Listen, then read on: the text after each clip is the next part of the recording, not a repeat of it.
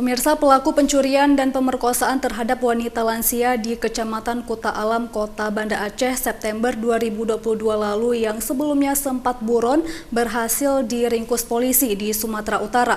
Pelaku merupakan buruh bangunan asal Medan.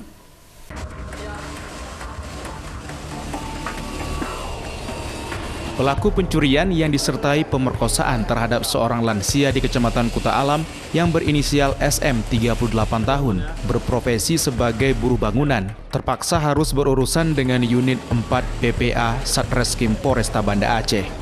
Pelaku diamankan atas laporan korban pada bulan September 2022 lalu karena melakukan pencurian dan pemerkosaan di rumah lansia yang merupakan janda di Kecamatan Kuta Alam. Usai melakukan penyelidikan, polisi berhasil mengamankan pelaku di rumahnya di Sumatera Utara.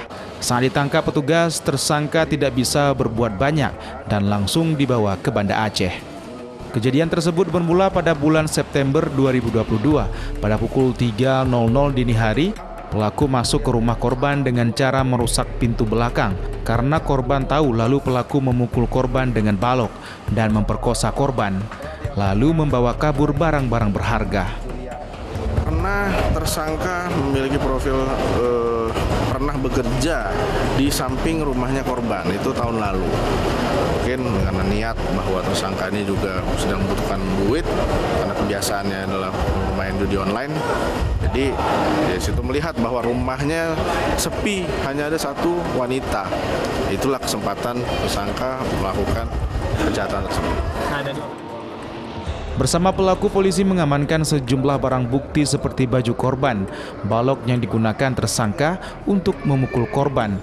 Akibat perbuatannya, pelaku dijerat dengan 2 pasal sekaligus, yakni Pasal 48 Kanun Aceh Nomor 6 Tahun 2014 tentang Hukum Jenayat dan Pasal 363 KUHP. Dari Banda Aceh, Syukri Syarifudin, iNews melaporkan.